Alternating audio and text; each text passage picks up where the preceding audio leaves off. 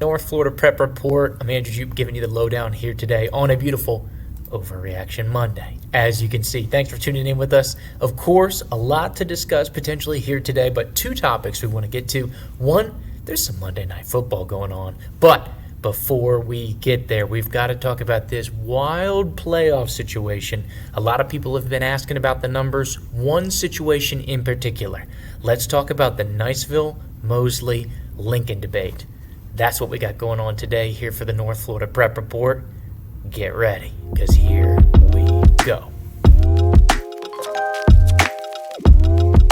All right, so here we go. What's going on here, Class 5A Region 1? So, Mosley, Niceville, Lincoln. Your three big dogs here in this region. A lot of shuffling on the points, and a lot of people wondering where they could end up. Coming into the week, it was pretty simple. You had Mosley, undefeated 9-0. You had a really good Niceville, who defeated Lincoln in number 2 spot. And then, of course, you had Lincoln in the 3 spot. Really solid-looking 7-2 team. So, to most people, that makes sense. Niceville beat Lincoln, so they ranked above them. Mosley beat Niceville, so they ranked above both of them. So, where it comes into the mix is change is on the horizon. So, we're going to go through some situations where we believe what we will see in the rankings tomorrow or the next version of the rankings because we've inquired to the state about when the next rankings are going to come out. We're under the assumption that Tuesday the 5th will be the most updated rankings. Of course, there's a lot of things in that and some complications that we need to go over, and that's why we have the exercise. That's why we're here today. So, where do we think? This is not where we believe it should go. This is an acknowledgement of how the rankings have been developing over the course of the season, and based on those metrics, based on those projections and the data we have in front of us, which we'll get into and we'll show you a little bit here, of where we believe the FHSAA will rank them in their next rankings. Having said that, want to circle back. Mosley, Niceville, Lincoln. That's how they were ranked coming into the weekend of the Week 11 games, which would have been the final week of the regular season had it not been for the makeup games coming in next week. So, none of these teams will be playing in the makeup week, the bonus week, whatever you want to call it, but there will be some changes based on their opponents that could come into play. So that'll be the last thing that we will discuss here. We're going to go through case by case of where we think these teams should be. Let's talk about the changes.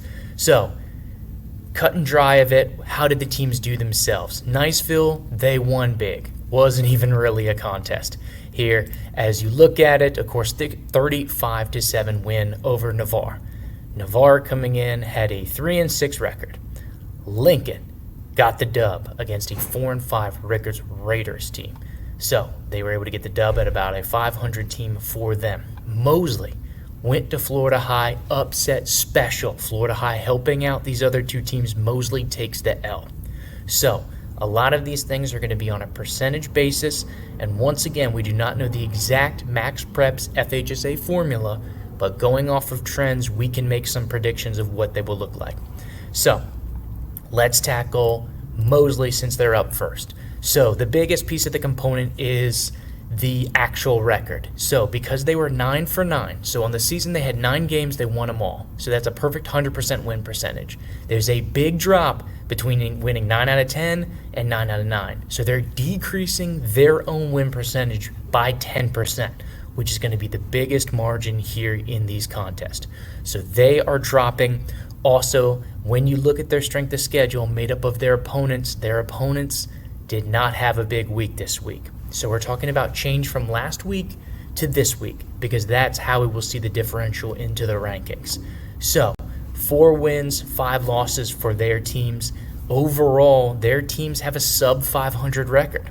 Of course, they've had a couple good contests against Escambia and Niceville, and of course another team, Arnold, who's got a good record. But you have a lot of teams that are sub either 3 wins or less. You've got Rutherford, you've got Navarre, you've got a 0-win Milton team, and you've got a 2-8 Gulf Breeze team. So some of these are on purpose, some are on accident. You got to play your district contest, nothing you can do about them, but these get factored into the strength of schedule. So the strength of schedule did improve a little bit for Mosley, getting Florida High factored in because Florida High is a solid 7-3 team now that will get factored into the strength of schedule. Having said that, their opponents only have a win percentage of .470 right now. Yeah, they're 3 games under 500 with their season schedule. That's why you see in the FHSA ranks last week, they were the lowest of these 3 teams. So, for that reason, I think Mosley is going to drop in the rankings. So, going forward, based off of those couple metrics, their win percentage and overall the teams that they play's win percentage, even though it went up just a little bit, overall it's not looking too hot, and the rankings for the FHSA have not rewarded them for these games. Let's continue on. The team that came into the week number 2. So that was Niceville here. This is Class 5A, Region 1. Niceville came in at 8-1, so that was a win percentage of 88.8%. They got the dub, so they get bumped up .12, which puts them to a 90% win percentage. So it's actually .012, So that is a little bit of a jump, not very significant here, but of course on the positive end. On the other side, they as well had a drop in their strength of schedule because now Navarre is added to their strength of schedule. A team that came in at 3-6 gets deposited in the Niceville strength of schedule account as 3-7. So overall, we talked about Mosley being 3 games under 500. Niceville's total body of work for their strength of schedule is going to be a half game over 500. 99 games played, their teams have won 50 games.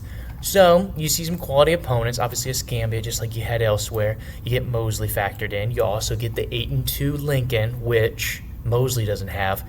But once again, you have Milton an 0-10 squad, you have a 2-8 Gulf Breeze, you have a South Sumter at 3-6, and then you have Navarre, like we said, at 3-7. So these are all things weighing it down. Last week, an okay week for Niceville's teams. The teams that they played had 5 wins and 4 losses. So not great, but their teams helped them out a little better than Mosley. So when you're going to those tiebreakers, that strength of schedule, Niceville will have the edge a little bit on this week, but overall the strength of schedule actually decreased. So kind of weird to think about, even though they're ranked lower than Mosley overall, they actually went down a little bit here this week. That's why that has been affected.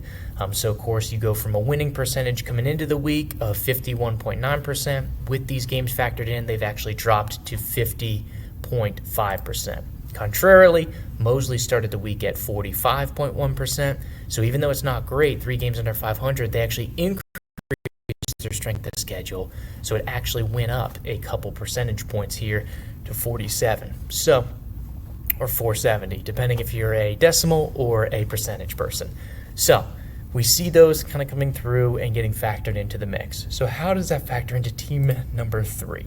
Which are the Lincoln Trojans, coming in this region at the number 3 seed. Granted, all these teams were super close. They were all within 7/10 of a point. I think it was 0.666 was the actual difference between third place Lincoln and first place Mosley. So that's why we're going through all these razor thin margins. So just keeping it identified that coming into the week, Lincoln was 7-2. So they had a winning percentage of .778 or 77.8%. They got the dub, of course. Now they will get bumped up.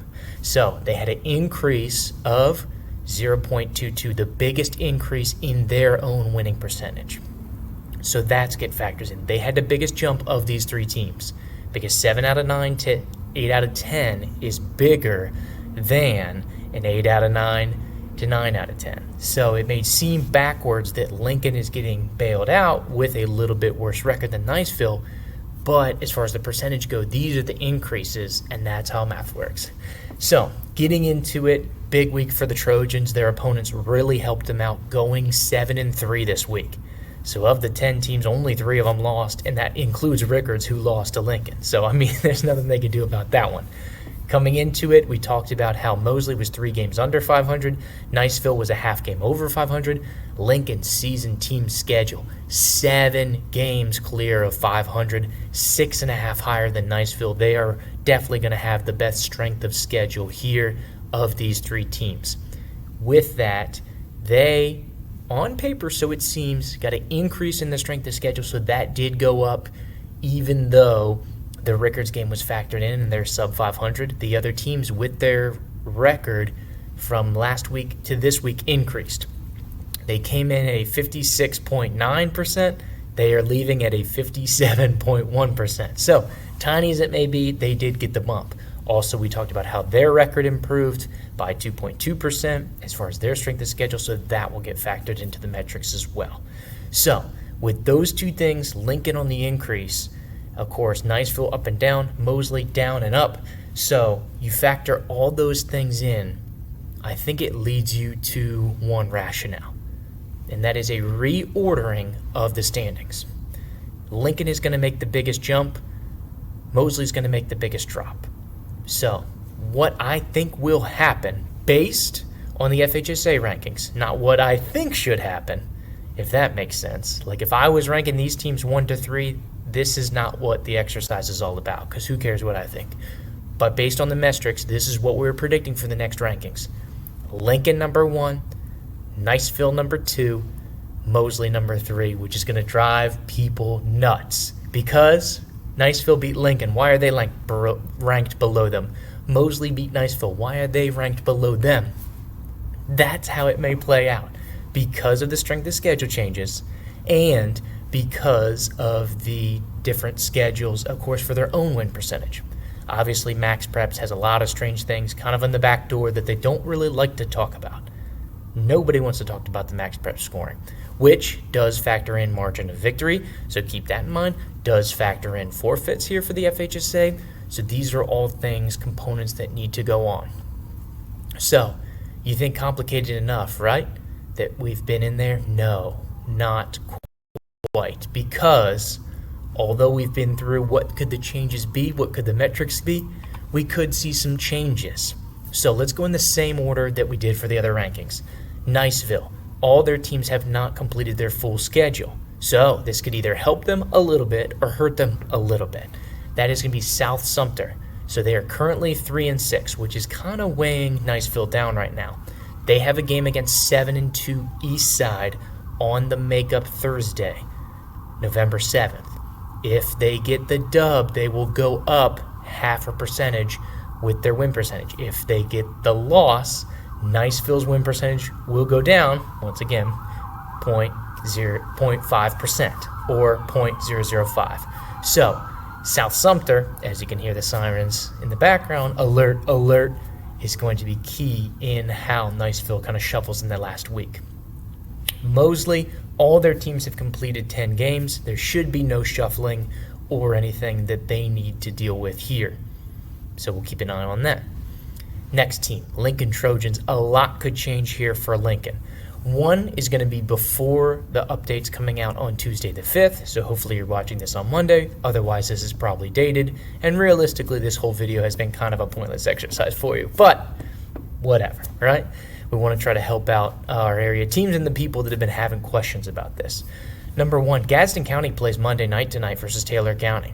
Gadsden's coming in at 8-1. Of course, if they get the dub, that will help Lincoln's strength of schedule because that will take them from that 88% win percentage up to a 90 win percentage. So Lincoln would get yet another bump, which we could see as soon as this week. Most people favor Gadsden County over Taylor County due to Taylor County's injuries and the Power Pack program that Gadsden has been this year, but that's why they play the game, right? This is for the district title, potentially. So, having said that, there could be a little drop, could be a little rise, because if Gadsden falls, they would be down to an 80% win percentage, and Lincoln's strength of schedule would actually suffer in the process. So something to think about. Also, another asterisk going on that we might also need clarification here from the state, but Delaware Valley. You remember that week 1 opponent that Lincoln played? They beat them pretty handily, right? Not the issue. They had to reschedule with the storm, but Delaware's Valley's, their updated score last week was 5-5. Their regular season is over. But Delaware has started the playoffs. So if we're strictly going off max preps, Delaware Valley won their game this past weekend. They took down Pittston, which is a 2-8 team, and now they're 2-9 in the first round of the playoffs.